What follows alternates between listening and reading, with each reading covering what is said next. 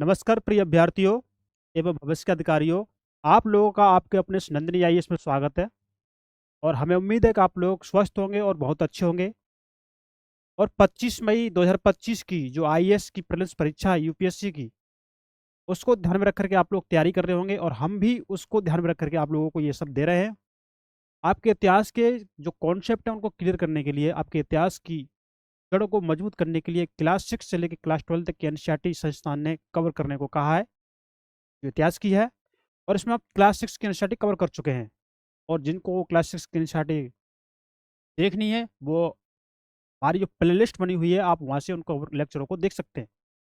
तो देखो, कोई शब्द हमारा ना छूटे, उसको ध्यान में रख करके हम पूरी बुक को ही पढ़ रहे हैं, एक-एक शब्द को पढ़ रहे हैं। मतलब ये ना रहे कि ये हमने पढ़ा ही नहीं है।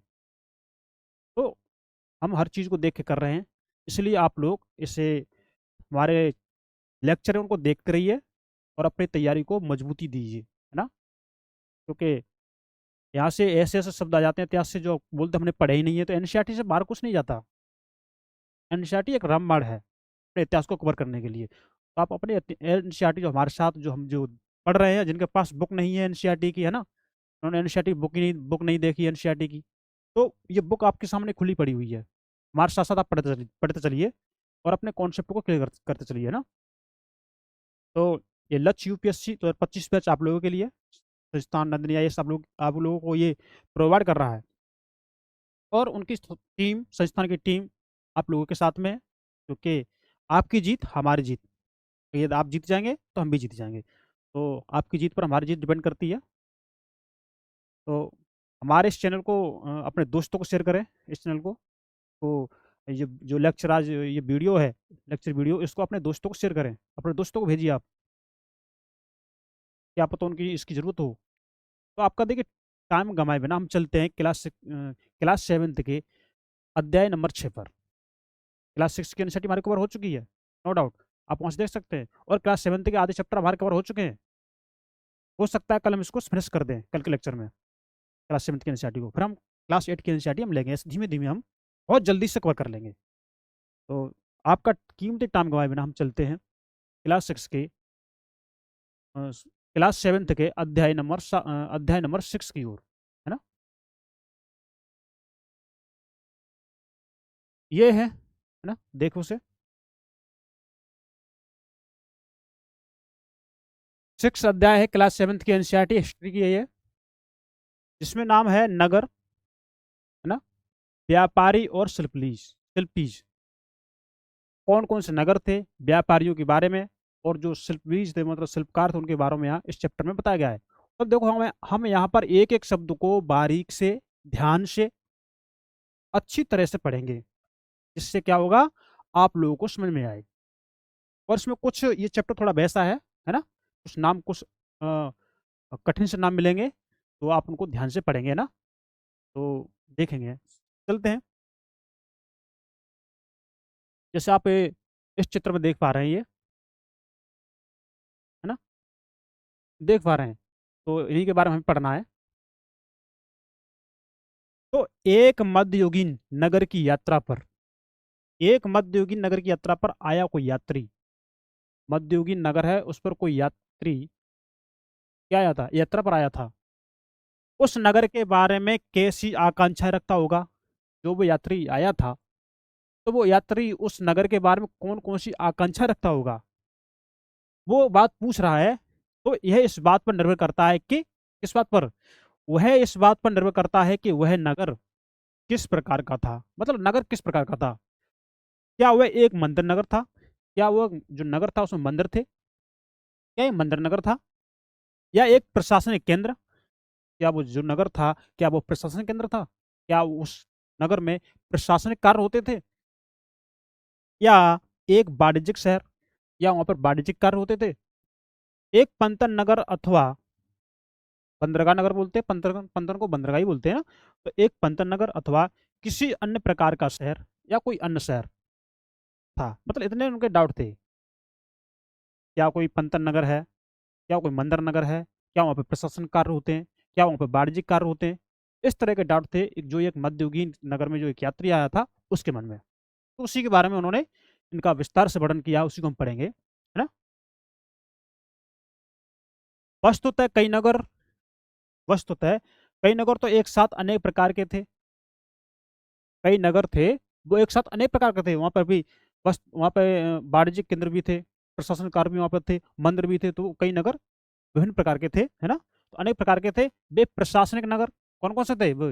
प्रशासनिक नगर तथा मंदिर नगर होने के साथ साथ वाणिज्यिक के कार्यकलापों और शिल्प उत्पादन के केंद्र भी थे। कुछ नगर की बात की गई यहाँ पे। देखिए एनसीईआरटी क्या बता रही है आपको। जैसा आप मानचित्र एक में देखेंगे, अभी हम मानचित्र देखेंगे, उसमें क्या लिखा है? मध्य और दक्षिण भारत में व्यापार और शिल्पकारी, क्या? मध्य और दक्षिण भारत में व्यापार और शिल्पकारी उत्पादन के कुछ प्रमुख केंद्र देखेंगे। देखो ये हमारा काबुल, आप सब लोगों का काबुल, है ना। ये नहीं है कि अपने देश में नहीं है तो उससे वो नहीं है ना। वासुदेव कुटुंब का ये जो दिया गया है सिद्धांत, हम उस पर हमको काम करना चाहिए, तो चीज़ ज़्यादा बेहतर होगी। तो इस ये जो कॉन्सेप्ट हैं, इनके बारे में हम अगले अलग से कोई लेक्चर या कोई जहाँ पढ़ा रहे होंगे उनमें हम डिटेल से इनके बारे में चर्चा करेंगे। आप पुष्कर देखेंगे, है ना, अजमेर देखेंगे, तो ये चीज़ राजस्थान में पड़ती है। वृंदावन देखेंगे तो ये अपना उत्तर प्रदेश, उसमें उसमें जो अपने देश का जो प्रांत है उत्तर प्रदेश, उसमें ये पड़ता है ना। मुर्शिदाबाद, कलकत्ता, पश्चिम बंगाल में पड़ता है कलकत्ता। अहमदनगर, अहमदाबाद गुजरात में, है ना। और सूरत, है ना। बम्बई ये तो महाराष्ट्र में पड़ता है। फरार होगा, बीदर हो गया, गोलकुंडा हो गया, और बीजापुर हो गया, हम्पी, कमलापुर, स्वामी मलाई, तिरुपति, मद्रास, ये जगह है। और कांचीपुरम, तिरुवन्नमलाई, और उदयपुर, तंजावुर, महाबलीपुरम और मदुरई, मसूलीपट्टनम। हमने जो जो यहाँ पर नगर उपस्थित हैं उनके बारे में हमने देख लिया कि कौन सी लोकेशन पर। हमने आपसे पहले कहा है, पहले से हम कहते आ रहे हैं आप लोगों से, आप अपने पास एक एड्रेस रखिए जिसमें मानचित्र, जो भारत का मानचित्र है, उसमें आप देखिए कौन सा राज्य कितनी एरिया तक फैला हुआ है, और उसमें देखिए कि ये उस राज्य के अंतर्गत आ रहे हैं नहीं आ रहे। जिससे आपकी समझ विकसित होगी, आप सीख पाएंगे। जब आपने ठान लिया है ना, तो उसके लिए भाई करना तो पड़ेगा। यूपीएससी के लिए करना तो पड़ेगा, क्योंकि यूपीएससी पढ़ाई मांगता है विद कॉन्सेप्ट के, मेहनत तो चाहिए। वही है। अब हम प्रशासनिक केंद्र के बारे में देखते हैं कि प्रशासनिक केंद्र क्या होते हैं। नगर के बारे में बता दिया। अब उनमें जो प्रशासनिक केंद्र हैं उनके बारे में एनसीईआरटी आपको बता दी। जैसे अध्याय 2 में जो हमने पढ़ा है, तो आपने चोल वंश के बारे में पढ़ा है, आप पढ़ चुके हैं। ये आज आपका पहला लेक्चर है, तो कोई दिक्कत वाली बात नहीं है। आप लेक्चर को, जो हमारे जो रिकॉर्डेड लेक्चर पढ़े हुए उनको शुरुआत से देख सकते हैं। डबल से देख लीजिए, डेढ़ से देख लीजिए, जैसा आपको समझ में आए। हम तो इतना धीमे पढ़ाते हैं, तो आप उसको 1.5 गुना डबल पर आसानी से समझ सकते हैं। हम इसमें कोई जल्दबाजी नहीं पढ़ा रहे, एक एक शब्द को धीमे धीमे पढ़ा रहे हैं हम, क्योंकि तो क्लास 6 का बच्चा देख सके, क्लास 7 का बच्चा भी समझ सके। जहाँ जैसा बच्चा है, हाँ उस हिसाब से हम पढ़ा रहे हैं। इसलिए तो जो नए हैं, है ना, जिनको लेक्चर पहली बार देखा है, इसकी जो हमारी प्लेलिस्ट बनी हुई है वहाँ पर जो लेक्चर पड़े हुए हैं, आप उनको रिकॉर्डेड में है, उनको देख लीजिए। जैसा आप उसे समझे उस तरह से आप देख लीजिए, तो चीज़ आपको बहुत बेहतर समझ में आएगी, है ना। अब देखें, आइए हम अपनी कल्पना के घोड़े पर सवार होकर चोल राजा की राजधानी क्या है? चोल राजा की राजधानी तंजावुर, जैसा कि वह 1000 वर्ष पहले का था, की यात्रा पर चले। मतलब अपनी कल्पना करिए। कल्पना घोड़े का मतलब ये, आप कल्पना पर विचार कीजिए। 1000 समय जो 1000 वर्ष, जो 1000 वर्ष पहले का समय बताया गया है ना, उस यात्रा के आप चलेंगे, तो चोलों का शासन था उस समय, तो उसके बारे में ये बता रहे हैं। वर्ष में 12 महीने बहने वाली कावेरी नदी, जो कावेरी नदी है ना, ये 12 महीने बहती है। देख लीजिए, इसमें सूखा नहीं पड़ता, इसको 12 महीने जल प्राप्त होता रहता है, और वो 12 महीने निरंतर बहती रहती है कावेरी नदी। इस सुंदर नगर के पास बहती है राजा राज राज चोल द्वारा निर्मित, कौन सा? राजेश्वर मंदिर की घंटियां बजती हुई। तो ये राजेश्वर मंदिर किसने बनाया? राजा राजराज चोल द्वारा। देखिए आपको ये एक शब्द मिल गया है ना कि राजेश्वर मंदिर का निर्माण किसने किया, किसने उसको स्थापित करवाया, तो किसने करवाया? राजा राज राज चोल द्वारा, है ना। तो मंदिर की घंटियां बजती हुई सुनाई देती हैं। जो राजेश्वर मंदिर है, जो राज राजेश्वर मंदिर है, उसकी घंटियां बजती हुई सुनाई देती हैं। लोग नगर के वास्तुकार कुंजर मल्लन, जो नगर के जो वास्तुकार हैं कुंजर मल्लन राज पेरुथचंद की वास्तुकला की प्रशंसा करते हुए नहीं थकते। ये वास्तुकार हैं, इनका नाम क्या है? कुंजर मल्लन राज पेरुथचंद, इनका नाम है। कि वास्तुकला की प्रशंसा करते हुए नहीं थकते। इनकी जो वास्तुकला है ना, उनकी जो प्रशंसा, उनकी वास्तुकला के निर्माण की जो प्रशंसा है, उनकी कल्पना करते करते थकते नहीं है। उनका जो निर्माण पद्धति थी इतनी शानदार थी, इनकी जितनी कल्पना की जाए उतनी कम ही है। हमें वास्तुकार का नाम इसलिए पता है क्योंकि, हमें वास्तुकार का नाम क्यों पता है? क्योंकि उसने गर्व से अपने नाम को मंदिर की दीवार पर उत्कीर्ण किया। क्या किया? मंदिर की जो दीवार होती है ना, उस पर, दीवार पर उसने अपनी नाम का जो नाम था वो उसको उत्कीर्ण करवा दिया था। किसने? इस व्यक्ति ने, कुंजर मल्लन राजराज पेरुथचंद ने। ये नाम थोड़े वैसे हैं, कोई दिक्कत नहीं, बार बार देखेंगे तो समझ में आ जाएंगे। पर हम नामों को रटना नहीं है, हमें रटने की कोई चीज़ नहीं है, हमें बस अपनी निगाहों से बार बार गुजारनी है। तो जहाँ रटना होगा वो हम आपको बता देंगे। विश्वास कीजिए, यूपीएससी में आपको चीज़ ज़्यादा रटनी नहीं पड़ती, बस अपनी नज़रों से बार बार उनको गुजारना पड़ता है। तो चीज़ आपको बार बार देखे रहते हैं ना, तो हमारा दिमाग बहुत जल्दी कैच करता है इन चीज़ों, देखी हुई चीज़ों को। हाँ, मैंने ये पहले कभी देखा है, वही बात है। हमें वास्तुकार का नाम इसलिए पता है क्योंकि उसने गर्व से अपने नाम को मंदिर की दीवार पर उत्कीर्ण किया। मंदिर के भीतर एक विशाल शिवलिंग स्थापित था। क्या था? विशाल शिवलिंग। उस समय शिवलिंग यानी भगवान शिव की पूजा वगैरह की जाती थी, उसके बारे में उन्होंने बताया था एनसीईआरटी में ना।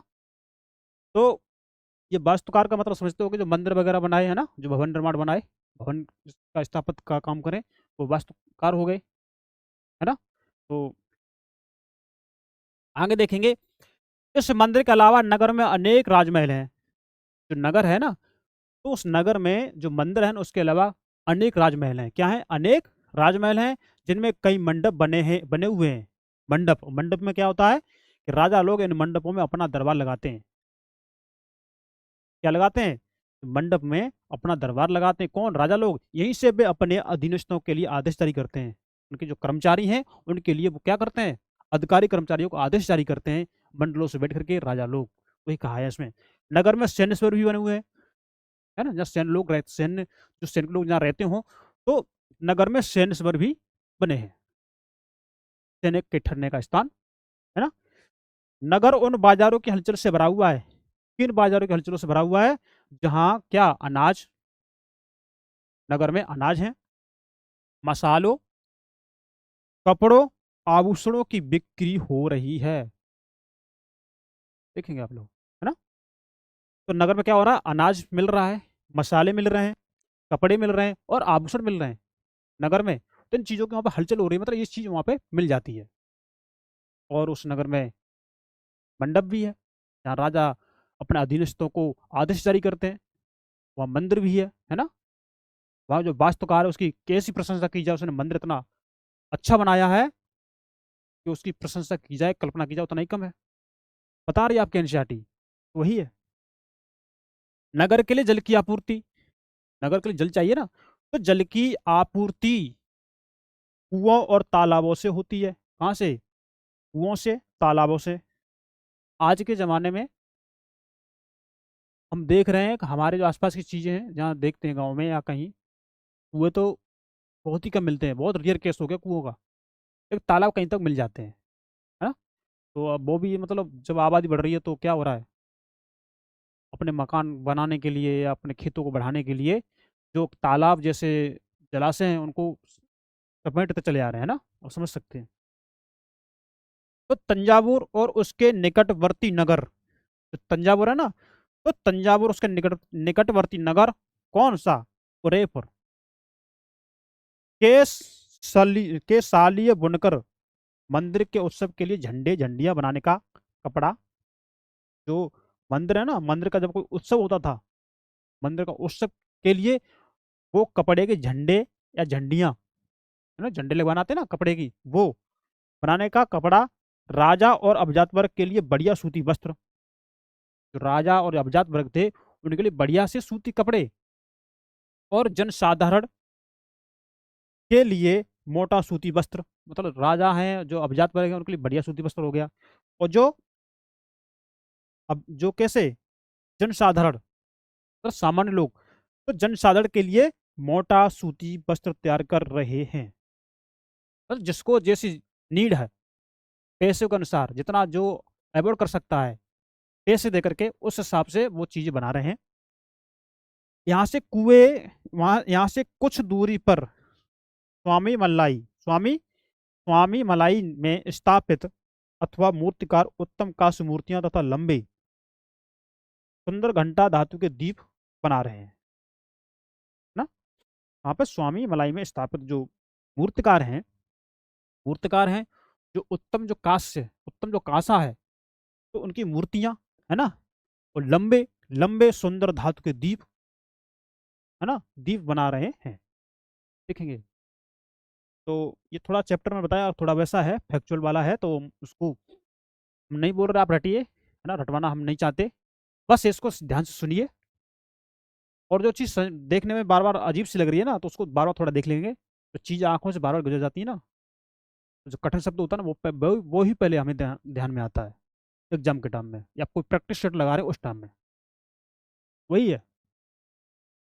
मंदिर, नगर और तीर्थ केंद्र, है ना, तो हम मंदिर, नगर और तीर्थ केंद्र को जान लेते हैं, क्या है। देखो, तंजावुर एक मंदिर नगर का भी उदाहरण है, जो तंजावुर है, तो तंजावुर एक मंदिर नगर का उदाहरण है, मतलब इस तंजावुर एक मंदिर है, उसमें वो मंदिर के नाम से जाना जाता है, उसका ये उदाहरण है तंजावुर। मंदिर नगर नगरीकरण का एक अत्यंत महत्वपूर्ण प्रतिरूप प्रस्तुत करता है, कौन? तंजावुर। नगरीकरण नगरों के विकास की प्रक्रिया है, क्या है? जो नगरीकरण है ना, नगरीकरण, ये नगरों के विकास की प्रक्रिया है, जब नगरों का विकास होता है तो वो नगरीकरण कहलाते हैं।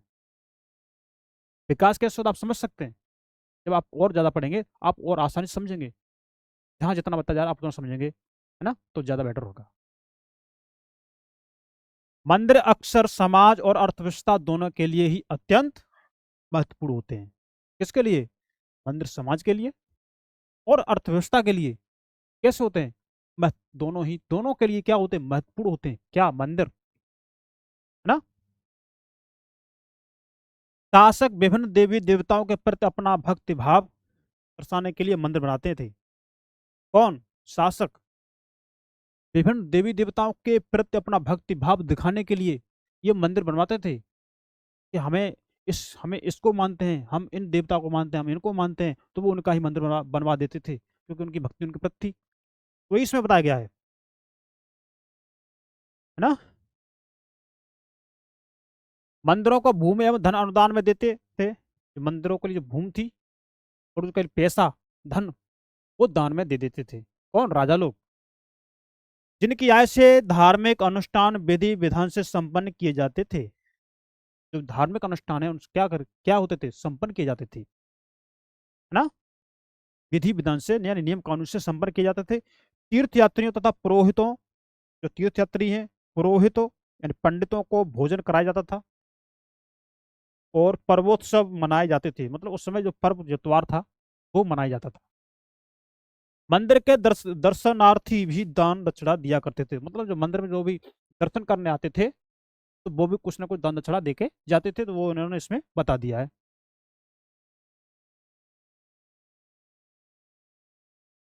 अब ये है ना कांसा, तो थोड़ा देख लेंगे।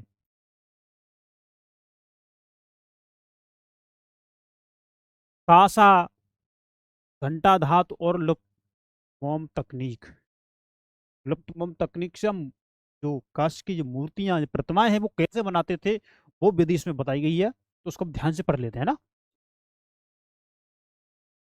देखो कांसा एक मिश्र धातु होती है, वो पता है कांसा क्या है। कांसा एक मिश्र धातु है, किसकी, तांबे की और रांगे। रांगे को क्या बोलते हैं, टिन बोलते हैं। तो कांसा एक मिश्र धातु है तांबे और टिन की। तांबे अगर टिन ना मिले आपको तो रांगा मिल जाए तो आप उसे रांगा सही मानेंगे। तो तांबा और रांगा यानी टिन के मेल में से ये बनती है। घंटा धातु में रांगे का अनुपात किसी भी अन्य किस्म के कांसे से अधिक होता है। जो रांगा है ना, टिन, तो टिन का अनुपात रांगे का अनुपात, इसमें जो हमारी जो घंटा धातु की जो मूर्ति बनेगी ना, प्रतिमा बनेगी, उसमें रांगे का अनुपात ज्यादा है ना। क्या है, इसका अनुपात कांसे से अधिक होता है। ये घंटे जैसी ध्वनि उत्पन्न करती है। क्या करती है, घंटे जैसी ध्वनि उत्पन्न करती है ये, वही इसमें बताया गया है। आप इसकी मूर्ति इसको थोड़ा देख लेंगे, प्रतिमा है इसको देख लेंगे, है ना। तो आगे चलते हैं। चोल कालीन काश्यप मूर्तियां आपने अध्याय 2 में देख लिया, पढ़ाया ना। तो देखो, लुप्त मोम, लुप्त मोम क्या होता है, कि लुप्त मोम तकनीक से बनाई जाती थी। जो चोल कालीन जो कांस्य की जो मूर्तियां बनती थी, वो किस बनती थी, लुप्त मोम तकनीक से बनती थी, जिसको हमने अध्याय 2 में पढ़ लिया है।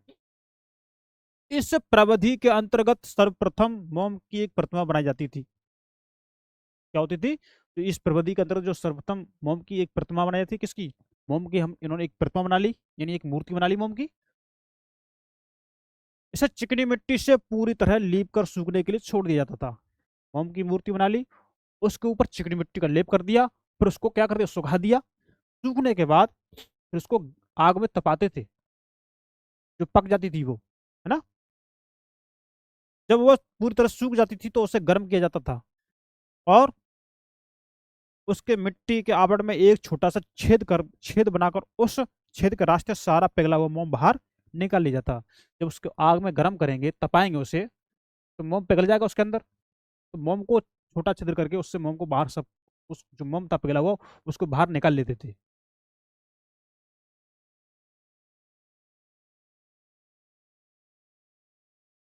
बाहर निकाल लिया जाता था, है ना। तो फिर चिकनी मिट्टी के खाली सांचे में उसी छेद के रास्ते, जो छेद है ना जिससे मोम निकाला है, उसी छेद के रास्ते पिघली हुई धातु भर दी जाती थी। और जब वह धातु ठंडी होकर ठोस हो जाती थी तो चिकनी मिट्टी के आवरण को सावधानी पूर्वक हटा दिया जाता था, जिससे और उसमें से निकली प्रतिमा को साफ करके चमका दिया जाता था, जिससे ये प्रतिमा आपकी बन गई। तो ये लुप्त मोम विधि द्वारा प्रतिमा बनाई गई। अब अगर आपके सामने लुप्त मोम विधि अगर शब्द आ जाता है और आपने यहाँ इसे अच्छे से पढ़ लिया है, तो क्या ये आपको याद नहीं रहेगा, है? तो वही है एनसीईआरटी पढ़ने का मतलब। तो आगे चलते हैं। मंदिर के कर्ता धर्ता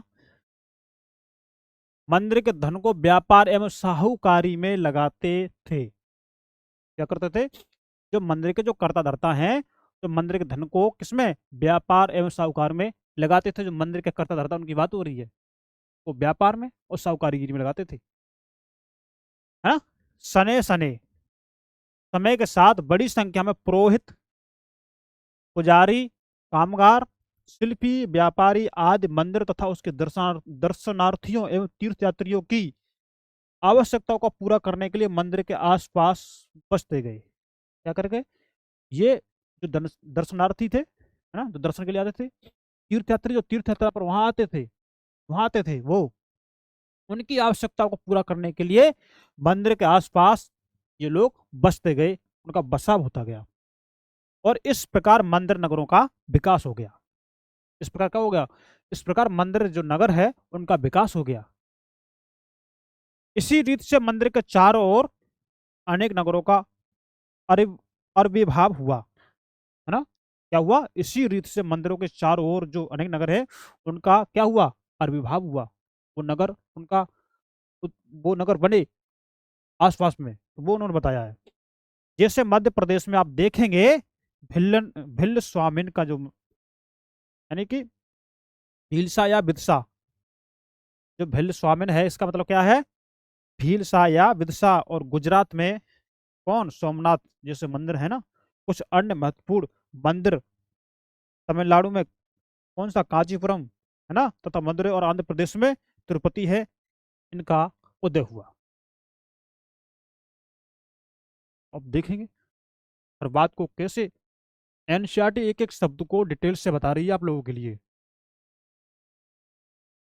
तो हमने देख लिया ये, है ना, इसको पढ़ लिया। चित्र एक में हमने दिखा दिया आपको मूर्ति, है ना। तो ये कांस्य मूर्ति जो हमने दिखाई, क्या ये आपकी कांस्य प्रतिमा है, कांस्य मूर्ति है ये, है ना। तो कांस्य मूर्ति जिसमें कृष्ण को नाग राक्षस कालिया को काबू करते दिखाया गया है। इसको कृष्ण को नाग राक्षस जो कालिया था उसको काबू करते हुए इस मूर्ति में दिखाया गया है। आगे आप लोग देखेंगे, क्या देखेंगे कि तीर्थ स्थल भी धीरे धीरे नगरों के रूप में विकसित हो गया। जो तीर्थ स्थल थे वो भी धीमे धीमे नगरों के रूप में विकसित हो गए, क्योंकि लोग वहां रहने लगे तो उनका विकास तो होगा ना, तो विकसित हो गए। वृंदावन आप देखेंगे, ये वृंदावन देखेंगे, ये तीर्थ स्थल था, अभी है। तो तीर्थ स्थल जो उत्तर प्रदेश में है, और ये तिरुवन्नमलाई है जो तमिलनाडु में है। कहाँ है तिरुवन्नमलाई, कहाँ है, तमिलनाडु में। ऐसे नगरों के दो उदाहरण हैं। ऐसे नगरों क्या है, ये तीर्थ स्थल है, और ये जो नगरों में बन गए हैं आज, तो ये इनके ये उदाहरण है। तो वृंदावन उत्तर प्रदेश में, और ये तमिलनाडु में क्या नाम है इसका, तिरुवन्नमलाई। ये क्या है, ये नगर बन चुके हैं। ऐसे नगरों के दो उदाहरण हैं। क्या है, ऐसे नगरों के दो उदाहरण कौन कौन से, अजमेर राजस्थान में पड़ता है ना। तो 12वीं शताब्दी में चौहान राजाओं की राजधानी, कब, 12वीं शताब्दी में चौहान जो राजा थे उनकी राजधानी, और आगे चलकर मुगलों के शासन में वह सूबा का मुख्यालय बना, है ना। ये अजमेर राजस्थान की बात हो रही है। यह नगर धार्मिक सह अस्तित्व का एक उत्कृष्ट उदाहरण प्रस्तुत करता है। किसका, धार्मिक सह अस्तित्व का एक उत्कृष्ट, उत्कृष्ट मतलब अच्छा प्रतीत होना, तो उत्कृष्ट उदाहरण प्रस्तुत करता है, बहुत बढ़िया उदाहरण प्रस्तुत करता है ना। जो उसमें धार्मिक नगर में जो अस्तित्व में आया था उसकी बात हो रही है। तो सुप्रसिद्ध सूफी संत ख्वाजा मोइनुद्दीन चिश्ती, आप अध्याय 8 में भी इनको देखेंगे। यहाँ 12वीं शताब्दी में बसे गए थे। कब बस गए थे, 12वीं शताब्दी में ये लोग यहाँ बस गए थे। उनके दर्शनार्थी एवं श्रद्धालु सभी, कौन, उनके दर्शनार्थी और श्रद्धालु ये सभी पंथों मतों के हुआ करते थे। तो अजमेर के पास ही पुष्कर सरोवर है। अजमेर के पास क्या है, पुष्कर सरोवर है, जहां प्राचीन काल से ही तीर्थयात्री आते रहे हैं। कहां पर, पुष्कर सरोवर के पास। छोटे नगरों का संजाल, इसको हम देखेंगे।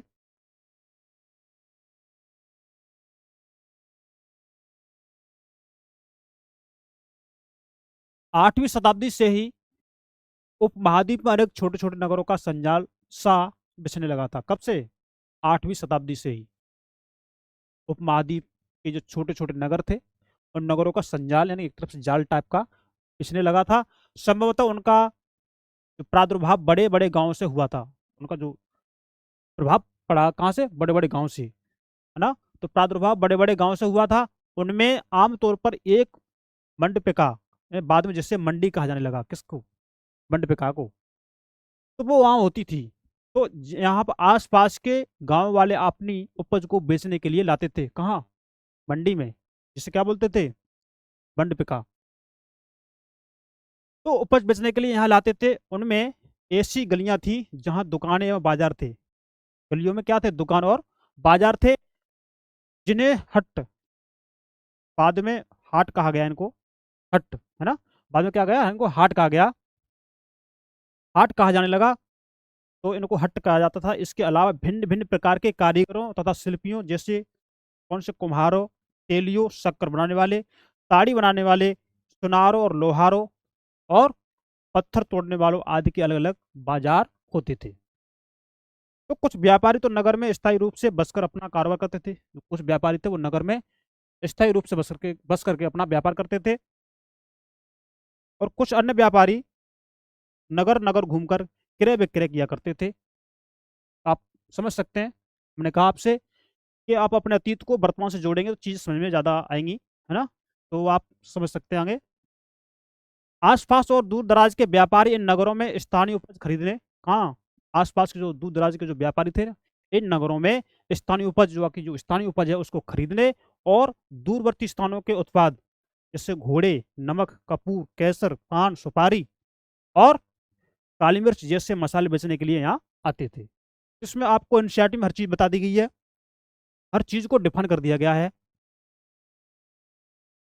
ये चित्र नंबर 2 इसमें दिखाएंगे आपको, जो नगर का एक बाजार है उसके बारे में आपको दिखाएंगे इसमें। आप देख सकते हैं, इसे देखने में अच्छा लग रहा है। ये सड़क बनी हुई है, लोग यहाँ पर देखेंगे आप लोग, है ना, दुकानें लगी हुई हैं, लोग इसमें घूम रहे हैं, अपना सामान आपस में बेच रहे हैं, खरीद रहे हैं। ये एक तरह से बाजार है। तो बाजार का इसमें चित्र दिखाया गया है। आमतौर पर कोई सामंत यानी परवर्ती काल का जमींदार इन नगरों में या इनके आसपास किलेबंदी कर महल बना लेता था। मतलब जो जमींदार लोग थे तो इनके आसपास क्या करते थे, किलेबंदी बना करके या महल बना लेते थे, और महल बनाकर वो रहते थे वहां पर। और क्या करते थे, ऐसे सामंत व्यापारियों, ऐसे सामंत व्यापारियों, शिल्पकारों एवं उनके व्यापार की वस्तुओं पर कर लगाते थे। कौन, यही जमींदार जो किले बनाकर रहते थे, और वहां से मोटा पैसा या अपनी जो टैक्स के रूप में वसूलते थे, है ना, उनके व्यापार की वस्तुओं पर कर लगाते थे ये। कभी कभी इन करों के संग्रहण का अधिकार उन स्थानीय मंदिरों को प्रदान कर देते थे। जो वहाँ के जो स्थानीय मंदिर थे उनको कर लेने का अधिकार वो दे देते थे, जिनका निर्माण स्वयं उनके द्वारा या धनाढ़ व्यापारियों द्वारा कराया गया होता है ना।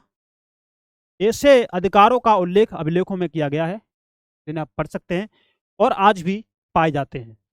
मतलब उसको आज से भी रिलेट कर दिया है उसने। तो बाजारों पर कर, इसको थोड़ा हम पढ़ लेते हैं। तो यह राजस्थान से प्राप्त एक 10वीं शताब्दी के अभिलेख का सारांश है।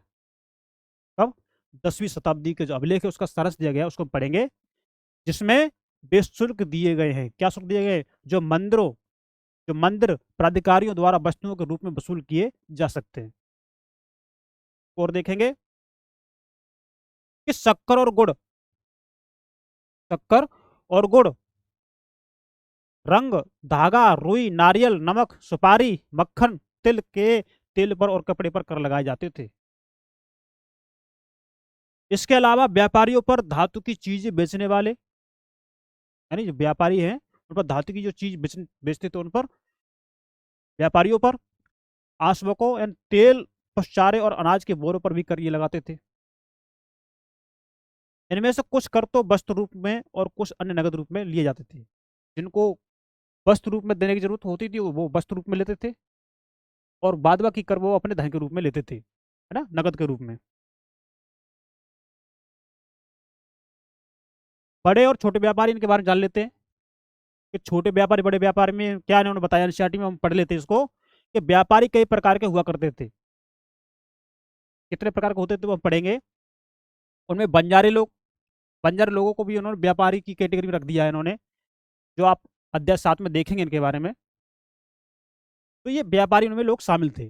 कई व्यापारी विशेष रूप से घोड़ों के व्यापारी, तो कई व्यापारी कैसे थे, विशेष रूप से घोड़ों के व्यापारी अपने संघ बनाते थे। जो घोड़े के व्यापारी थे क्या करते, अपना संघ बनाते थे, कई लोगों का संघ बनाते थे, समूह बनाते थे वो, जिनका एक मुखिया होता था, और वह मुखिया उनकी ओर से घोड़े खरीदने के इच्छुक योद्धाओं से बातचीत करता था। जो घोड़े खरीदने का जो इच्छुक योद्धा है उनसे क्या करता, वो बातचीत करता था, क्योंकि व्यापारियों को अनेक राज्यों तथा जंगलों से होकर गुजरना पड़ता था। जो व्यापारी लोग थे अनेक राज्यों से और अनेक जंगलों से वो गुजरते थे, इसीलिए वे आमतौर पर काफिले बनाकर एक साथ यात्रा करते थे। काफिला का मतलब बता दिया हमने, कई लोगों के साथ वो एक साथ जाते थे, है ना। और अपने हितों की रक्षा के लिए व्यापार संघ, इसमें क्या बोला है, इसमें गिल्ड बोला है व्यापार संघ को, तो व्यापार संघ बनाते थे। दक्षिण भारत में 8वीं शताब्दी और परवर्ती काल में अनेक ऐसे संघ थे। कब? 8वीं शताब्दी और परवर्ती काल में अनेक ऐसे संघ थे। उनमें सबसे प्रसिद्ध मणिग्रामम कौन था? मणिग्रामम इस संघ का नाम है। और नाना देशी ये थे। यह व्यापार संघ प्रायद्वीप के भीतर और दक्षिण पूर्व एशिया तथा चीन के साथ भी दूर दूर तक व्यापार करते थे, मतलब इतनी दूर दूर तक ये लोग जाते थे। इनके अलावा चेट्टियार और मारवाड़ी ओसवाल जैसे समुदाय भी थे। ये समुदाय के नाम दिए गए, चेट्टियार मारवाड़ी ओसवाल जैसे समुदाय भी थे, जो आगे चलकर देश के प्रधान व्यापारी समूह बन गए। ये लोग आगे चल करके मुख्य व्यापारी ये बन गए। गुजराती व्यापारियों में देखेंगे आप लोग हिंदू बनिया, मुस्लिम बोहरा दोनों समुदाय शामिल थे।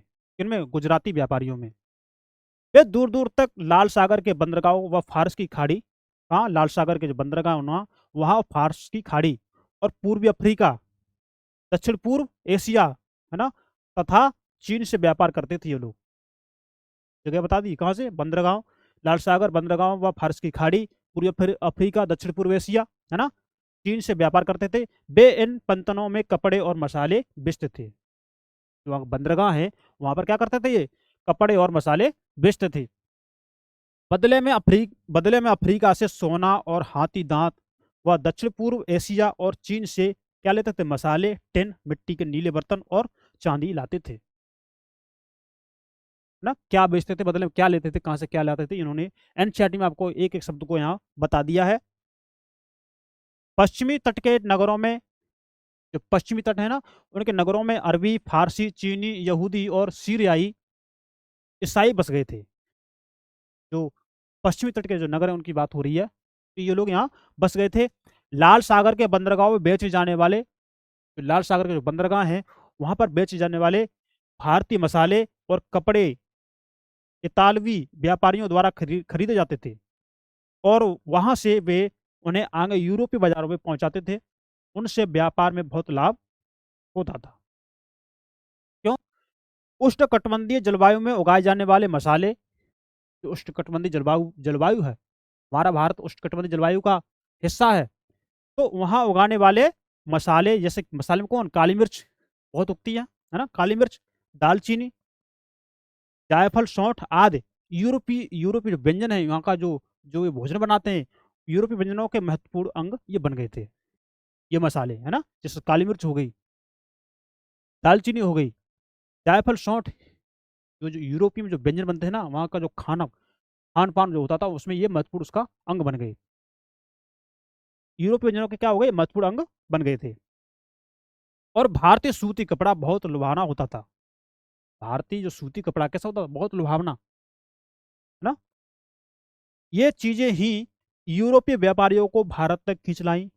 जो यूरोपियों का जो व्यापारी थे, जो भारत तक जो व्यापार करने आते थे, इन्हीं वजह से आते थे, क्योंकि वहाँ की जलवायु अलग है और यहाँ की जलवायु अलग है। तो जो चीज़ यहाँ जो मिलती है वो वहाँ नहीं होती, है ना। तो वही है। तो समय के साथ साथ व्यापार और नगरों का रूप किस प्रकार बदला? समय के साथ साथ जो व्यापार और नगर का रूप किस प्रकार बदला, उसमें ये बताया गया है। इसके बारे में हम शीघ्र आगे पढ़ेंगे, है ना। इसके बारे में हम आगे पढ़ेंगे, ये बता रहे हैं इसमें। अब थोड़ा हम काबुल को देख लेते हैं।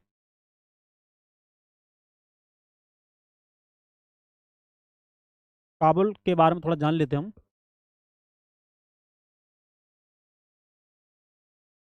काबुल अपने पहाड़ी और विषम भूदृश्य के साथ 16वीं शताब्दी से, कब से? 16वीं शताब्दी से राजनीतिक और वाणिज्यिक दृष्टि से महत्वपूर्ण बन गया। कौन? काबुल। कब से? 16वीं शताब्दी से। काबुल और कांधार सुप्रसिद्ध रेशम मार्ग से जुड़े हुए थे। काबुल और जो कांधार है, ये जो रेशम मार्ग है उनसे ये जुड़े हुए थे, है ना। तो रेशम मार्ग से जुड़े हुए थे। साथ ही घोड़ा का व्यापार भी मुख्य रूप से इसी मार्ग से होता था। जो घोड़ों का जो व्यापार होता था वो जो रेशम मार्ग है इसी के माध्यम से होता था। 17वीं शताब्दी में हीरो के एक सौदागर जो बेप्टिस्टे बेप्टिस्टे टेवर्नियर के अनुमान लगाया था कि काबुल में घोड़ों का व्यापार प्रतिवर्ष 30,000 रुपयों का होता था। तो उसमें 30,000 रुपये बहुत काफी अधिक धन था, उसमें की बात है ना, जो उन दिनों में एक बड़ी भारी रकम समझी जाती थी। क्या होती थी? जो उस समय एक बड़ी भारी रकम समझी जाती थी। काबुल में से मेवे, खजूर, गलीचे, रेशमी कपड़े और ताजे फल ऊंटों पर लाद कर लाए जाते थे। ठीक है।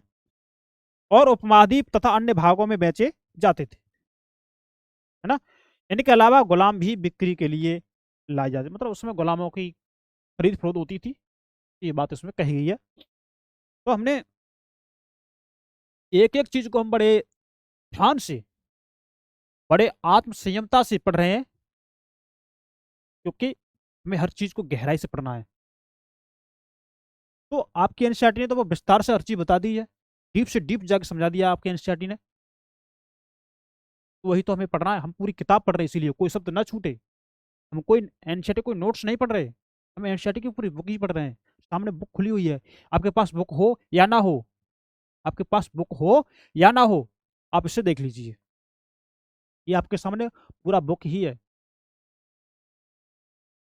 और इसे आप स्वयं अपने आप कर लो, ऐसा संभव नहीं लगता। कर लो खैर अलग बात है, लेकिन मुझे संभव नहीं लगता।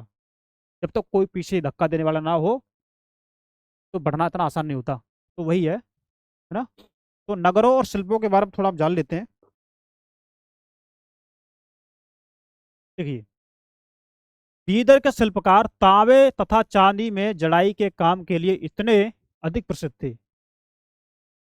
जो तांबे और उस चांदी की जड़ाई होती थी, उसके लिए जो बीदर के, है ना, जो बीदर के शिल्पकार थे, वो इसलिए प्रसिद्ध थे। तो तांबे की और चांदी की जड़ाई करते थे, इसलिए वो फेमस थे। इस शिल्प का नाम ही बीदरी पड़ गया। क्या पड़ गया? शिल्प का नाम ही बीदरी पड़ गया।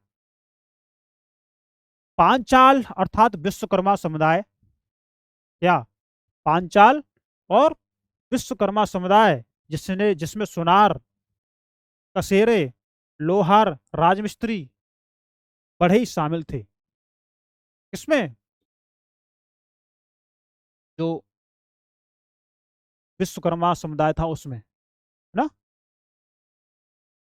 बंदरों के निर्माण के लिए आवश्यक थे ये, है ना।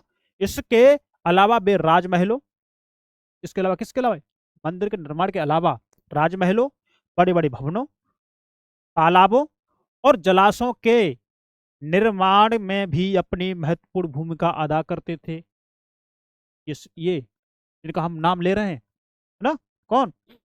ये जो विश्वकर्मा समुदाय में जो आने वाले जो लोक शिल्पकार हैं, उनकी बात हो रही है ना। जैसे लोहार हो गए, राजमिस्त्री हो गया, बढ़ई हो गए, इनकी। इसी प्रकार सालियार या केकलोर, केक केकोलार, क्या?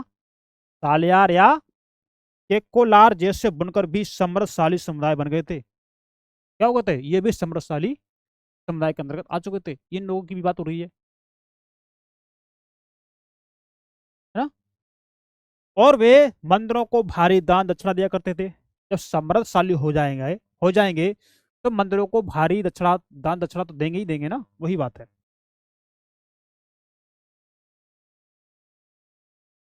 वस्त्र निर्माण से संबंधित कुछ अन्य कार्य, जैसे कपास को साफ करना, क्या? जो वस्त्र निर्माण है, उससे जो भी संबंधित कार्य हैं, क्या? कपास को साफ करना, ये भी वस्त्र निर्माण में आता है। कातना, रंगना, ये भी वस्त्र निर्माण में ही आता है। स्वतंत्र व्यवसाय बन गए थे ये स्वतंत्र, एकदम फ्रीडम, उनका बिजनेस हो गया था, व्यवसाय हो गया था ये, जिनके लिए विशेषज्ञता की आवश्यकता होती थी। वो विशेषज्ञ क्या होता है, वो हमने आपको पहले ही बता दिया। तो पीतल के इस मोमबत्ती दान पर आप काला आवरण इसमें दिखाया गया है, चित्र 4 है, इसको देखेंगे ना, ये देख लेंगे आप। और चित्र 5 ये वाला दिखाया गया है, शॉल का जो बॉर्डर बनाया है ना, शॉल, सर्दी में जो शॉल ओढ़ने के लिए यूज करते हैं, उसकी बात हो रही है। तो शॉल का बॉर्डर देखो कितना डिजाइन अच्छा किया गया इन लोगों ने ना। उस समय तो मशीनें भी नहीं थी, हाथ से ये काम करते थे। कितना टैलेंट होगा इन लोगों के पास, देखेंगे।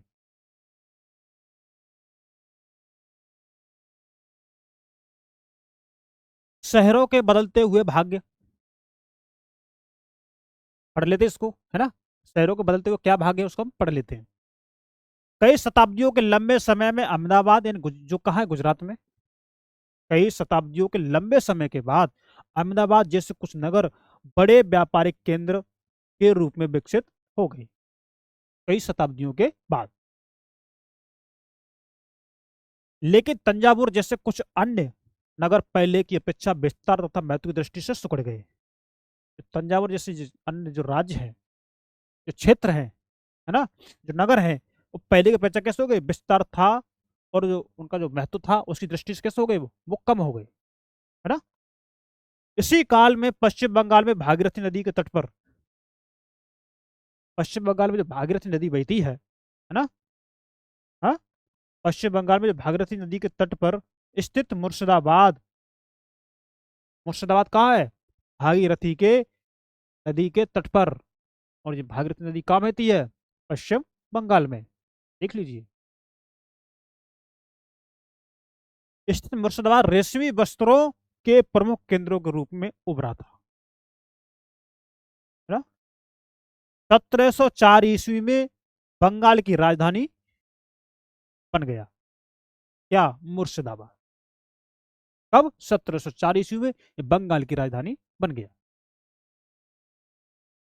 लेकिन इसी शताब्दी के दौरान उसका सितारा डूब गया।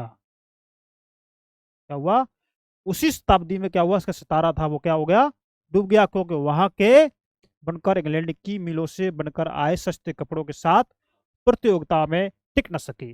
वहां के जो बुनकर थे उनका कपड़ा, वो जो इंग्लैंड से जो बन के आया था वो कपड़े से प्रतियोगिता में वो टिक नहीं पाए, इसलिए कहा गया है कि उसका सितारा डूब गया।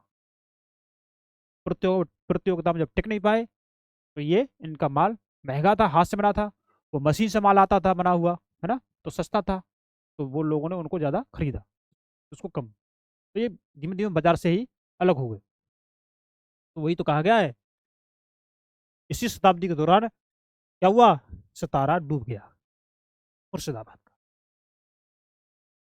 अब हम्पी, मसूलीपट्टनम और सूरत नजदीक से एक नज़र में आप देख लेंगे, है ना।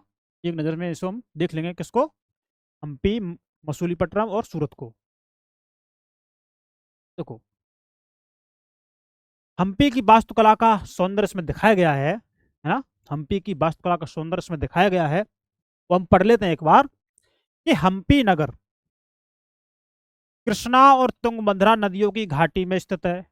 कहाँ स्थित है, कृष्णा और तुंगभद्रा नदी की जो घाटी है उनमें स्थित है ना, हम्पी नगर। यह नगर 1336 में स्थापित, कब हुआ था, 1336 ईस्वी में स्थापित विजयनगर साम्राज्य का एक केंद्र स्थल था। हम्पी के शानदार खंडरों से पता चलता है कि उस शहर की किलेबंदी उच्च कोट की थी। कैसी थी, उच्च कोट की थी।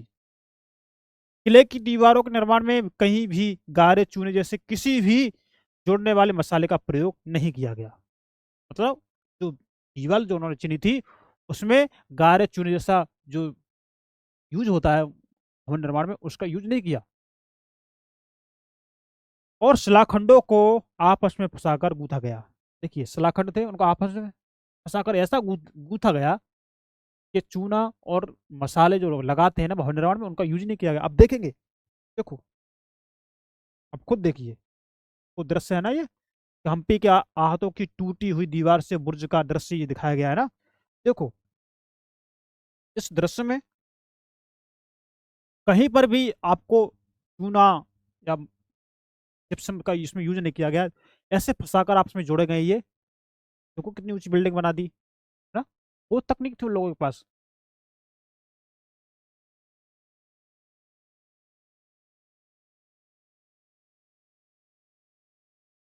अब है एक किलाबंद नगर, उसको पढ़ लेते हैं, इसको पढ़ लेते हैं। एक पुर्तगाली यात्री डोमिंगो पेज ने, एक पुर्तगाली यात्री डोमिंगो पेज ने 16वीं शताब्दी में हम्पी नगर का वर्णन इस प्रकार किया है। कैसे? देखो, गोवा से आने वाले लोग जिस प्रवेश द्वार से गुजरते हैं, तो गोवा से जो लोग आते हैं, जिस प्रवेश द्वार से वो गुजरते हैं, उस द्वार के भीतर राजा ने एक अत्यंत सुदृढ़ प्राचीरबद्ध नगर बसा रखा है ना। प्राचीन नगर, सुदृढ़, बहुत अच्छा प्राचीन नगर बसा रखा है, जो दीवारों और बुर्जों से सुरक्षित है। दीवारों से और बुर्जों से सुरक्षित है क्या नगर? ये दीवारें अन्य नगरों की दीवारों जैसी नहीं है। जो दीवार बनी है, जो अन्य नगरों की जो दीवार बनी है उस जैसी नहीं है ना, बल्कि बहुत मजबूत राजगिरी का ऐसा नमूना है जो अन्य भागों में बहुत कम देखने को मिलेगा। जो क्या होगा, अन्य भागों में ऐसे देखने को कम मिलेगा। उसके भीतर ही उसी रीत से बनाए गए भवनों की अत्यंत सुंदर कतारें हैं, जिनको छतें सपाट चपटी हैं। कैसी है? सपाट चपटी छतें हैं। तो ये मैं आपको बताता आ रहा हूँ कि ये आप लोगों के लिए, जो क्वेश्चन मार्क जो चिन्ह लग जाता है, वो आप लोगों के लिए है ना। उस पर आप ज्यादा काम करेंगे तो थोड़ा बहुत तो काम खुद करना पड़ेगा ना। तो हम्पी की वास्तुकला विशिष्ट प्रकार की थी, विशेष प्रकार की थी। वहां के शाही भवनों में भव्य मेहराब और गुम्बद थे। जो वहां के जो शाही भवन है, अच्छे भवन है ना, उनमें कैसी थी? भव्य मेहराब, गुम्बद, है ना। वहां स्तंभ स्तंभ वाले कई विशाल कक्ष थे। क्या थे? स्तंभ वाले कई विशाल कक्ष थे, जिनमें मूर्तियों को रखने के लिए आले बने हुए थे। ये वास्तुकला के बारे में बता रहा है। वहां सुनियोजित बाग बगीचे भी थे, जिनमें कमल तोड़ों की आकृति वाले मूर्तिकला के नमूने थे। और 15वीं 16वीं शताब्दियों के अपने समृद्ध काल में हम्पी कई वाणिज्यिक और सांस्कृतिक गतिविधियों से गुंजायमान रहता था। हम्पी उन दिनों हम्पी के बाजारों में मूरों और मुस्लिम सौदागरों के लिए सामूहिक रूप से प्रयुक्त नाम चेटियों और पुर्तगालियों जैसे यूरोपीय व्यापारिक के एजेंटों का जमघट लगा रहता था। देखिए हम लोग चित्र 7, हम्पी के विट्ठल मंदिर का पत्थर का बना रथ, ये दिखा गया है। देखो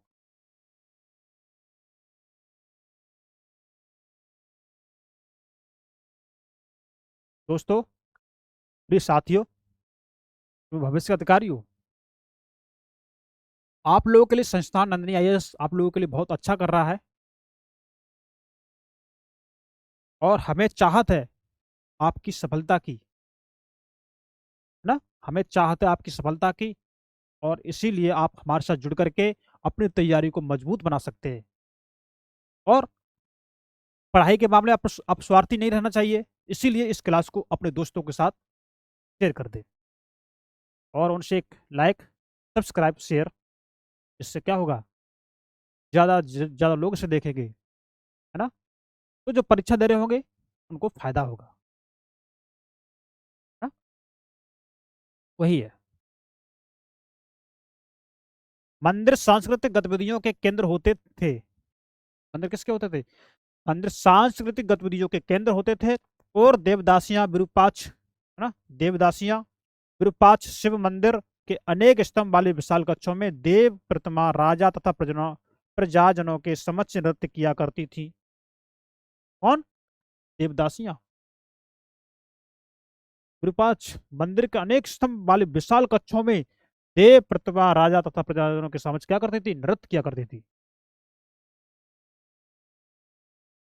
महानवमी पर्व, जो आज दक्षिण में नवरात्रि पर्व कहलाता है ना, जो आज दक्षिण में नवरात्रि पर्व कहलाता है, उन दिनों हम्पी में एक अत्यंत महत्वपूर्ण पर्व माना जाता था।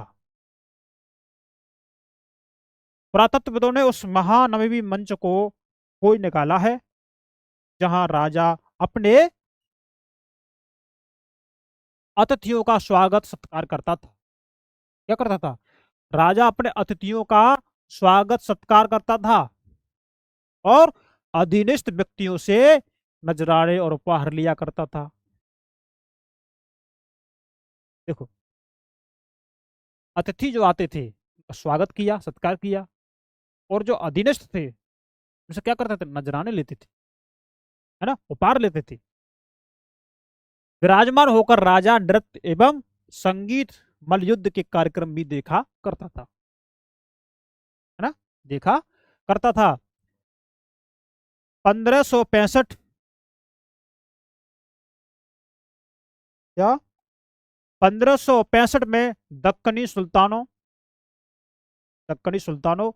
गोलकोंडा, बीजापुर, अहमदनगर, बरार और बीदर के शासकों के हाथों विजयनगर की पराजय के बाद हम्पी का विनाश भी हो गया। कब? 1565 में। देखो आगे देखेंगे, सूरत पश्चिम का प्रवेश द्वार कैसे है, इसको हम पढ़ लेते हैं, है ना, क्या करके इसको हम पढ़ लेते हैं। सूरत मुगल काल में केवे, आज जो केवे को क्या बोलते हैं, क्या बोलते हैं, खम्बात की खाड़ी, है ना। तो सूरत जो है मुगल काल में केवे, आज के खम्बात, और कुछ समय बाद के अहमदाबाद के साथ साथ गुजरात में, पश्चिमी व्यापार का वाणिज्यिक केंद्र बन गया। कौन? सूरत। सूरत और मुझ की खाड़ी से होकर, किससे? देखो यार, इंपोर्टेंट इंपोर्टेंट चीज है ये, पूरी एनसीईआरटी इंपोर्टेंट है।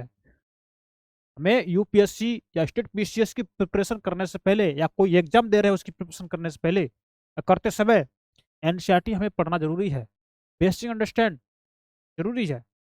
इससे इसके पढ़ने के बाद दुनिया में जो खबरें घटित हो रही हैं, घटनाएं, उनको लिंक कर पाएंगे आप लोग। तो सूरत और मुझ की खाड़ी से होकर, किसकी खाड़ी से होकर? और मुझ की खाड़ी से होकर पश्चिमी एशिया के साथ व्यापार करने के लिए, क्या करने के लिए? व्यापार करने के लिए मुख्य द्वार था सूरत। सूरत को मक्का का प्रस्थान द्वार भी कहा जाता था। इसको मक्का का प्रस्थान द्वार भी सूरत को ही कहा जाता था, क्योंकि बहुत से हज यात्री जहाज से यहीं से रवाना होते थे, है ना। आगे देखेंगे, देखो वाणिज्यिक केंद्र क्या है, इसमें बताया है, एक ऐसा स्थान जहां विभिन्न उत्पाद केंद्रों से आने वाला माल खरीदा और बेचा जाता। सूरत एक सर्वदेशीय नगर था। कैसा था? सूरत एक सर्वदेशीय नगर था जहां सभी जातियों और धर्मों के लोग रहते थे, है ना। 17वीं शताब्दी में वहां पुर्तगालियों, डचों और अंग्रेजों के कारखाने एवं माल गोदाम थे। अंग्रेज इतिहासकार, क्या नाम है उनका? ओमिंगटन। जो अंग्रेज इतिहासकार ओमिंगटन ने 1689 में सूरत बंदरगाह का वर्णन करते हुए लिखा है, क्या लिखा है, कि किसी भी एक वक्त पर भिन्न भिन्न देशों के औसतन 100 जहाज इस बंदरगाह पर लंगर डाले खड़े देखे जा सकते थे। अंग्रेज इतिहासकार ओमिंगटन ने लिखा है 1689 में, क्या लिखा है, कि एक वक्त पर भिन्न भिन्न देशों के औसतन लगभग 1000 जहाज या लंगर डाले रहते थे। सूरत बंदरगाह का वर्णन किया है, सूरत बंदरगाह का वर्णन देख लीजिए, इंपॉर्टेंट है, ध्यान दीजिए। पढ़ा है तो कर लेंगे, अगर नहीं पढ़ा तो हवा भी नहीं लगेगी, यूपीएससी है ये, इसलिए डरना नहीं है, ना, डरना नहीं है, और डरना भी नहीं है, और हमको किसी से कम भी महसूस नहीं करना है। यू आर द बेस्ट, आप बेस्ट है, आप कर सकते हैं, है ना।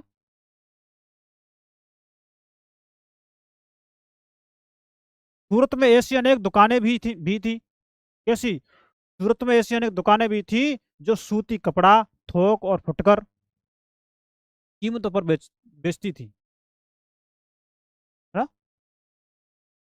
सूरत में ऐसी दुकानें थी जो थोक में, है ना, कपड़े को थोक में, फुटकर ये वहां दुकानें बेचती थी कपड़ों को, है ना। तो सूरत के वस्त्र अपने सुनहरे गोटा यानी किनारियों, गोटे किसे बोलते हैं? किनारियों, जरी बोलते इसे, के लिए प्रसिद्ध थे। उनके लिए पश्चिम एशिया, अफ्रीका और यूरोप में बाजार उपलब्ध थे। कहाँ कहाँ उपलब्ध थे? पश्चिम एशिया में, अफ्रीका और यूरोप में। राज्य ने विश्व के सभी भागों से नगर में आने वाले लोगों की आवश्यकताओं को पूरा करने के लिए अनेक विश्राम गृह बनवाए रखे थे। देखिए, आगे देखेंगे, वहां भव्य भवन और असंख्य मनोरंजक स्थल थे। अच्छे भवन, भव्य भवन और असंख्य मनोरंजक स्थल थे।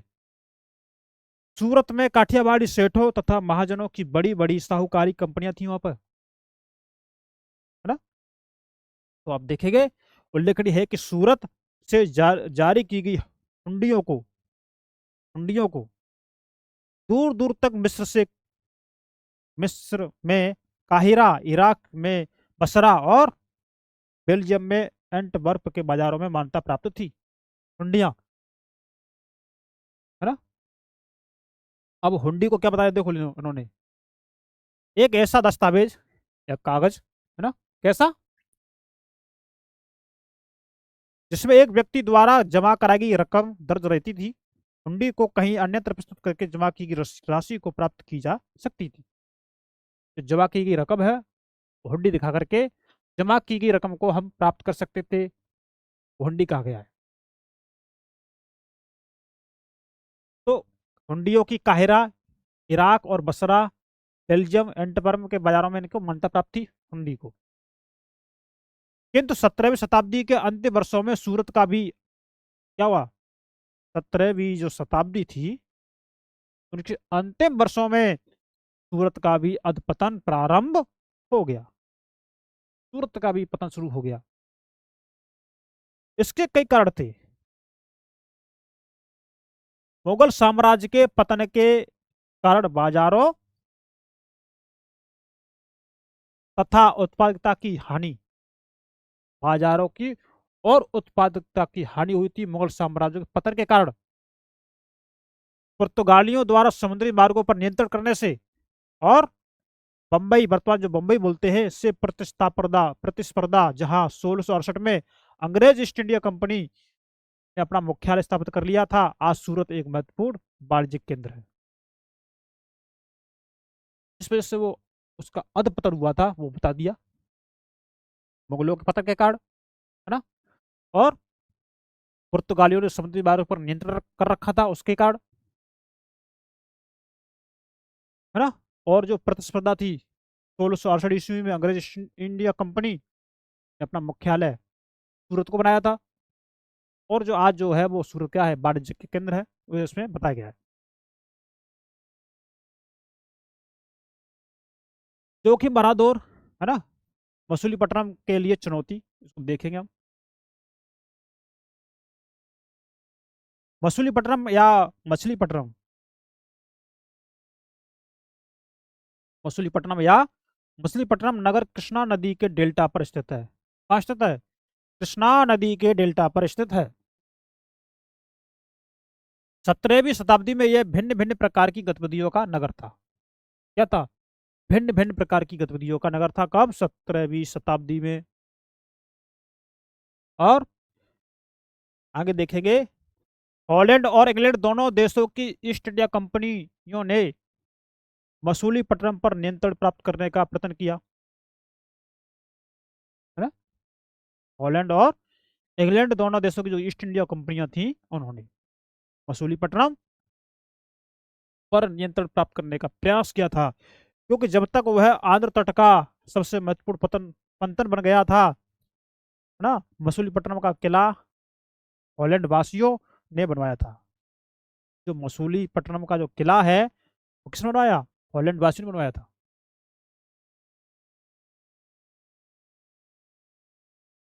आगे देखेंगे, मछुआरों का एक गरीब नगर, ना, इसको हम थोड़ा पढ़ लेते हैं।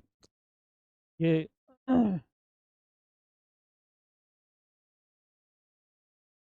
एग्जाम में साथ फिर नहीं आएगा, लेकिन पढ़ लेते फिर भी, पढ़ ही लेते इसको। अंग्रेजी ईस्ट इंडिया कंपनी के एक गुमाश्ते विलियम मैथवर्ल्ड ने 1620 ईस्वी में इन शब्दों में मसूलीपट्टनम का वर्णन किया था। क्या किया था, कि यह गोलकोंडा का मुख्य पंतन है, जहां परम पूज्य ईस्ट इंडिया कंपनी अपना एजेंट रखती है। क्या, परम पूज्य ईस्ट इंडिया कंपनी अपना एजेंट रखती है। कहाँ? गोलकुंडा का जो मुख्य पंतन है वहां पर। यह एक छोटा नगर है पर घना बसा हुआ है। बिना किसी चार दीवारी के और खराब तरीके से बना हुआ है ये। देखिए, है ना? ना ही ये अच्छी जगह पर स्थित है। इसके सभी जल स्रोत खारे पानी के हैं। फिर पहले ये एक गरीब मछुआरा नगर था। आगे चलकर यह जहाजों के लिए लंगर डालने की सुविधा हो गई यहाँ पर, जिससे व्यापारी लोग यहाँ रहने लगे। और चूंकि हमारे तथा हॉलैंड के निवासी यहाँ इस तट पर आते जाते रहते हैं, यह उनके लिए निवास की व्यवस्था करता है। देखिए आप लोग, अंग्रेजों और हॉलैंड वासियों ने मछलीपट्टनम में अपनी बस्तियां बसाने का निर्णय क्यों लिया, ये आप लोगों के लिए है ना। तो गोलकुंडा के कुतुबशाही शासकों ने कपड़ों और मसालों और अन्य चीजों की बिक्री पर शाही एकाधिकार लागू किया, है ना। गोलकुंडा के जो कुतुबशाही शासक थे, उन्होंने कपड़ों पर, मसालों पर और जो अन्य चीजें थी उनकी बिक्री पर शाही एकाधिकार लागू कर दिया, जिससे कि वहां का व्यापार पूरी तरह ईस्ट इंडिया कंपनी के हाथों में ना चला जाए। इसलिए विभिन्न व्यापारी समूहों गोलकुंडा के कुलीन वर्गों, फारसी सौदागरों, तेलुगु, कोमटी, चेट्टियार और यूरोपीय व्यापारियों ने नगर को घनी आबादी वाला और समृद्धशाली बना दिया।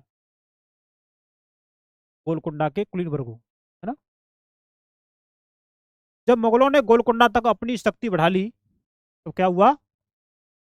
तो उनके प्रतिनिधि सूबेदार मीर जुमला ने, जो कि स्वयं एक सौदागर था, इसने हॉलैंड वासियों और अंग्रेजों को आपस में भिड़ाना शुरू कर दिया था इसने। और आगे क्या हुआ?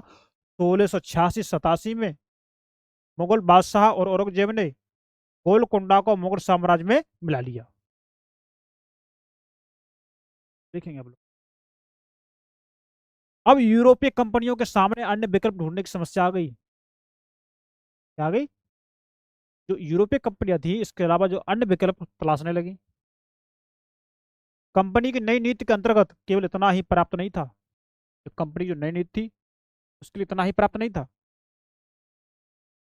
कि पंतन भीतरी प्रदेशों के उत्पादन केंद्रों के साथ संबंध बनाए रखे। जो बंदरगाह थे, भीतरी प्रदेश थे, उनके जो उत्पादन केंद्र थे उनसे संबंध बना रखे, बल्कि इस बात की भी आवश्यकता महसूस की गई थी। किस बात की? कि कंपनी के नए केंद्र एक साथ राजनीतिक, प्रशासनिक तथा वाणिज्यिक भूमिकाएं भी अदा करे।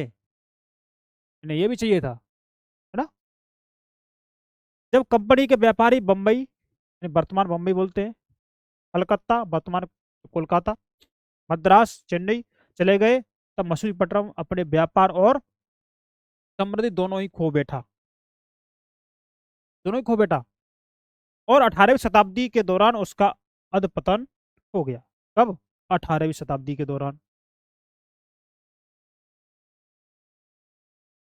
आज वह एक छोटे से जीर्ण शीर्ण नगर से अधिक कुछ नहीं है। आज हम जो देखेंगे छोटा सा नगर है वो।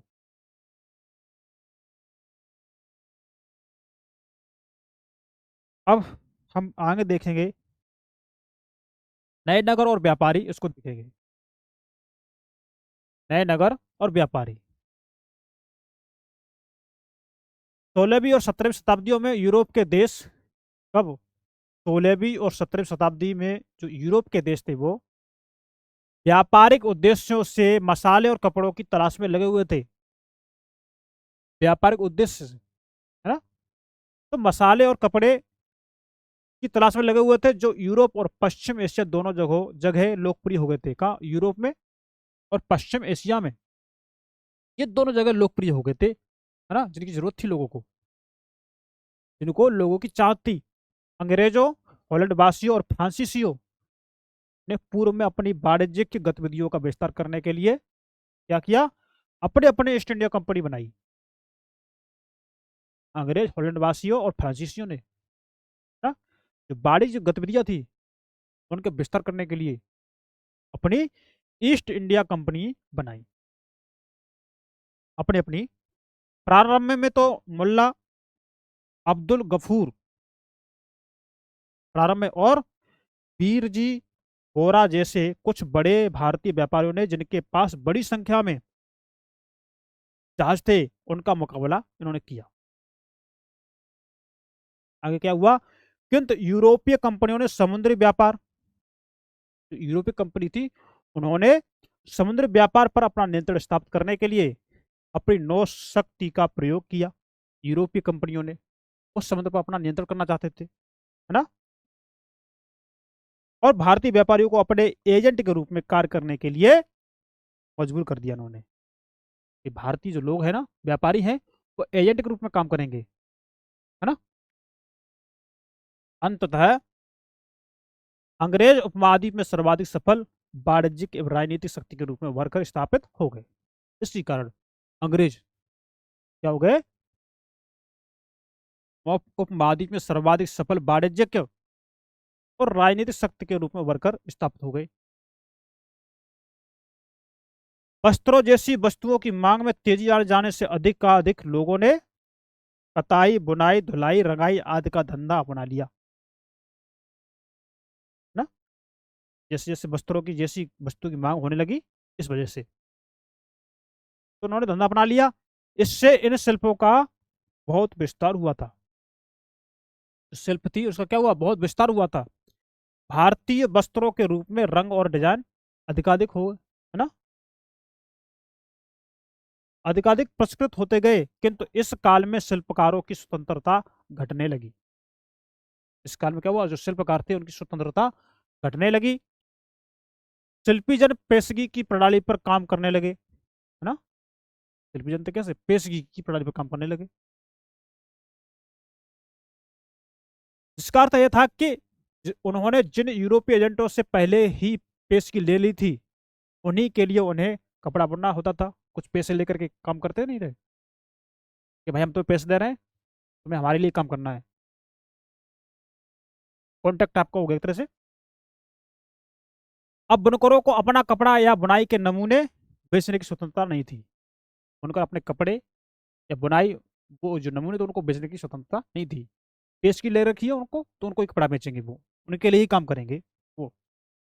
तो उन्हें तो कंपनी के एजेंटों द्वारा निर्धारित डिजाइन के कपड़े उन्हीं की मांग के अनुसार बनाने पड़ते थे। जो कंपनी के एजेंट थे, उनकी जो डिमांड थी, उसके अनुसार ही वो कपड़े बनाते थे।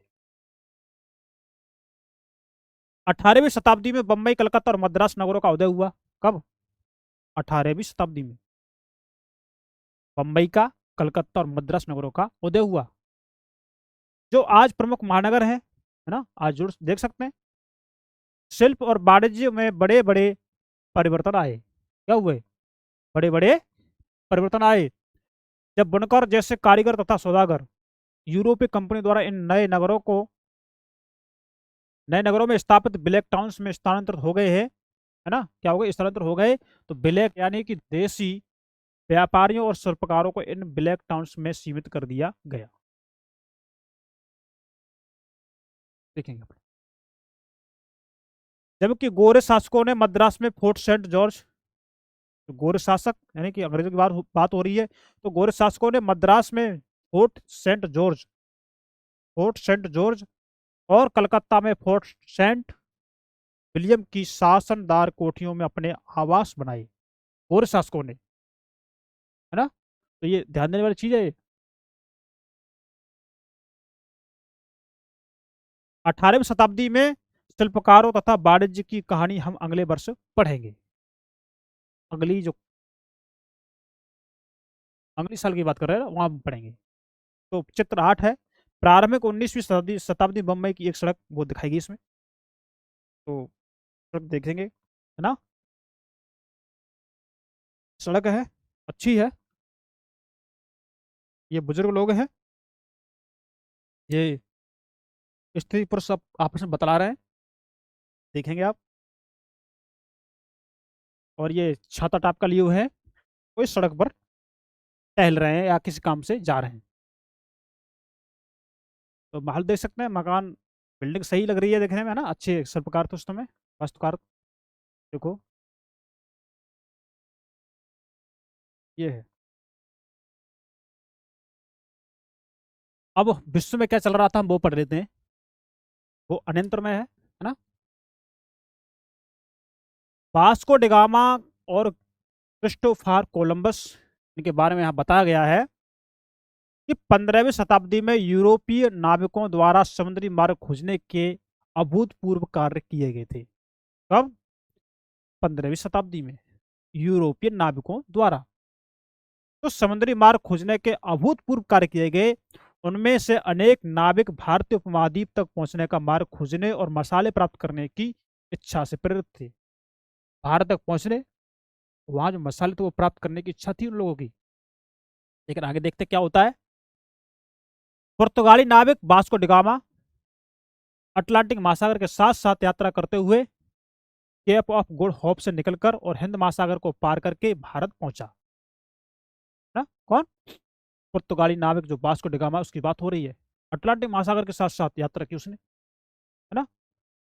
केप ऑफ गुड होप से निकलकर हिंद महासागर को पार करके भारत पहुंचा। उसे अपनी पहली यात्रा को पूरा करने में 1 वर्ष से भी अधिक समय लगा था इस व्यक्ति को। वह 1498 में कालीकट पहुंचा और अगले वर्ष पुर्तगाल की राजधानी लिस्बन लौटा, है ना। इस समुद्री यात्रा के दौरान उसके 4 में से 2 जहाज नष्ट हो गए। 4 जहाज में से 2 जहाज नष्ट हो गए और 170 यात्रियों में से 54 यात्री ही जीवित बचे, बाद बाकी मर चुके, उनकी डेथ हो गई। इन प्रत्यक्ष खतरों के बावजूद जो मार्ग खोले गए ये अत्यंत लाभकारी सिद्ध हुए। देख सकते हैं, अनुमान लगा सकते हैं। और उसके बाद तो अंग्रेज, हॉलैंडवासी और फ्रांसीसी नाविकों ने भी उसका अनुकरण करना प्रारंभ कर दिया। भारत पहुंचने के लिए समुद्री मार्गों की खोज का एक अन्य सुपर परिणाम निकाला, है ना। क्या? जिसकी किसी को आशा नहीं थी। एक इटली वासी, कौन? एक इटली वासी क्रिस्टोफर कोलंबस ने भारत पहुंचने का मार्ग खोजने के लिए अटलांटिक महासागर को पार करके पश्चिम की ओर यात्रा करने का निश्चय किया। आगे देखेंगे। उसका सोचना था कि चूंकि पृथ्वी गोल है, कैसी है? पृथ्वी गोल है, इसलिए वह पश्चिम की ओर से भी भारत पहुंच सकता है। उसने ऐसा सोचा था। वह 1492 में वेस्ट इंडीज के तट पर पहुंचा, है ना। वेस्ट इंडीज का नाम इसी भ्रांति के कारण पड़ा। और उसके पीछे से स्पेन, पुर्तगाल के नाविक और विजेता भी वह आते रहते हैं। और उन्होंने मध्य और दक्षिणी अमेरिका के बड़े बड़े भागों को अपने कब्जे में कर लिया। अक्सर उन प्रदेशों की पहले बाली बस्तियों को नष्ट कर दिया। तो आज की कक्षा में, आज के लेक्चर में क्लास 6 सेवेंथ क्लास 7th का जो चैप्टर 6 है वो कवर हो गया। 20 शब्द जैसा हम आपको बताते आ रहे हैं ना, मंदिर, नगर, नगरीकरण, विश्वकर्मा, वाणिज्य केंद्र, ये इनको आप पढ़ चुके हैं। तो पढ़ चुके हैं।